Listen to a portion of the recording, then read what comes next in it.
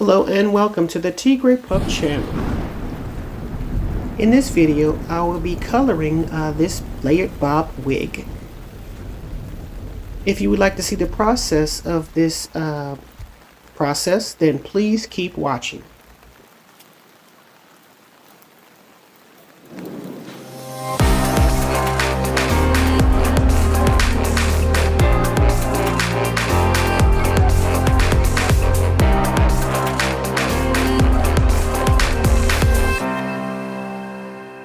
Okay, so here I'm going to show you what the wig looks like. I made this totally handmade wig myself because my distributor doesn't make wigs in my size or in a wig that I'm comfortable wearing, because like I have a really big forehead and the wig doesn't cover it and it just sits too far back and it squeezes and pinches my head. So I decided to make my own because I'm going to be demonstrating how to take care and maintain and style my wigs that I'm going to be selling. So that's what you see me doing here.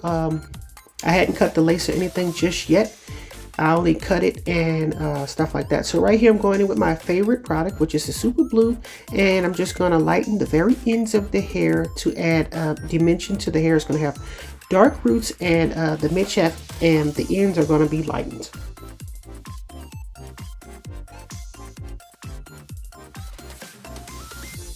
Right here, I'm just showing you the process that I'm using in order to lighten the hair. It would have been easier to start at the bottom and clip the hair at the top out of the way, but the place that you start is going to be the lightest, and I want the very front to be the lightest. So I don't know if you've noticed, but I started applying the hair color on the lace frontal hair first, and then I'm working my way down because I want everything at the top to be lighter than everything at the bottom.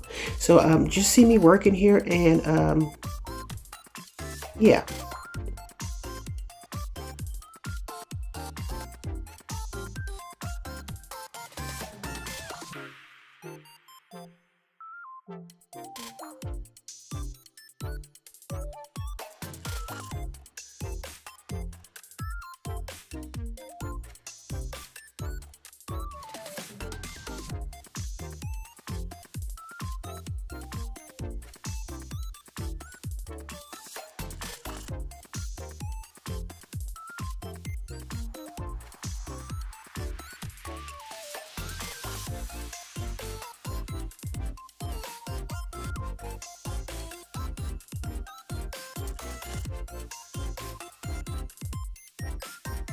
Okay, so right here I'm going to have to do a little bit of correction because when I bleached my knots, I over bleached.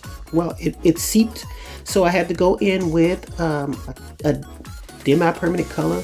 As you can see, a 2N, which is pretty close to the natural color of this weave, in a volume 10. And I'm going to just go in and place that into the areas where it was lightened, or that the color had seeped over.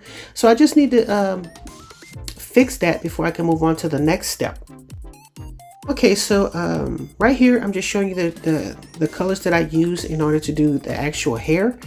I'm not too sure that I wanted these specific colors because I had bought a whole box of colors that I intended to use in order to find the perfect shades that I wanted to offer as far as like my wig business was concerned. However, I mean, I can't just throw away a whole bunch of hair color. I mean, I could, but I don't want to. That'll be a waste of money. So I'm just using what I had in my box. Okay, so up next I'm going to do like a balayage lightening process on the hair. I've used this before, and it hasn't got very much lift unless you wrap the hair in foil, which means it wouldn't be a balayage, because a balayage is used to do like a hair painting type of service. I've done most of the head, but I'm going to show you what I did on this side. Basically, you're just going to angle the hair in the way it naturally falls, and you're going to try to make dimension into it by just using, you know, the natural fall of the hair, and you're skimming the top, and you're not trying to push the lightener throughout the entire hair, because you're not trying to light the entire hair. You're just trying to make little fine highlights. So as you can see, that powder lightener is very thick, and it's already difficult to squeeze between those hair strands, which is the total purpose of why this was created. Now you could do this with regular bleach, but regular bleach, once it dries out, it stops working. This, however, is supposed to create like a hard film on the hair that makes the hair really stiff. That's why it stands up like that. And it kind of like insulates the hair so it can continue the process, unlike regular lightener where it's going to dry out and then eventually stop. But this here, that's why we use foils on like the regular lighteners. But yeah, that's what you see me doing here.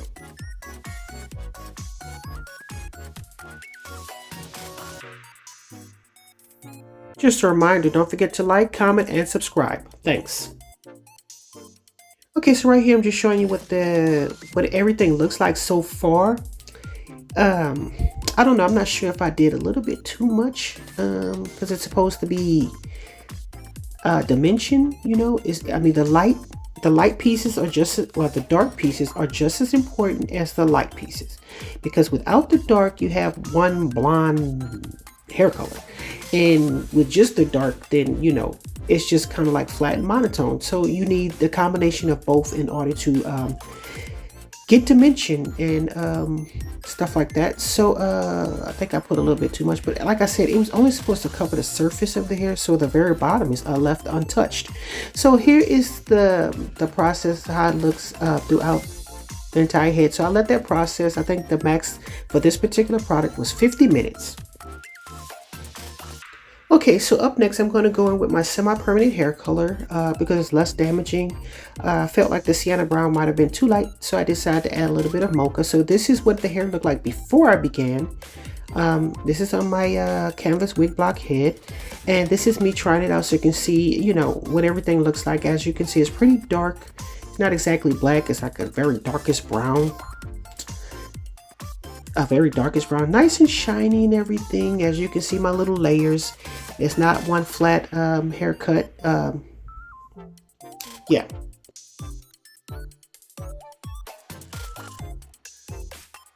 Okay, so right here, this is what the hair looked like before I used the semi-permanent, and right here is the after.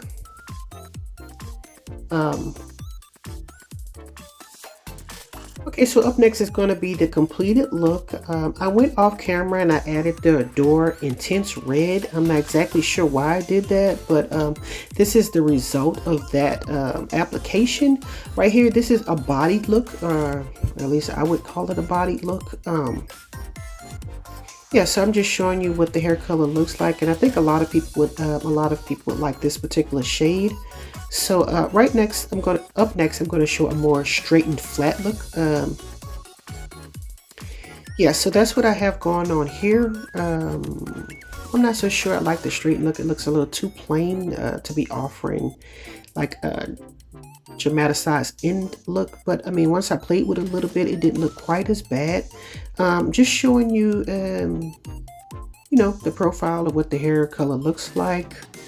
I mean, I like the hair color, not specifically on me, but it's giving me like a reddish brown, red brown, something like that.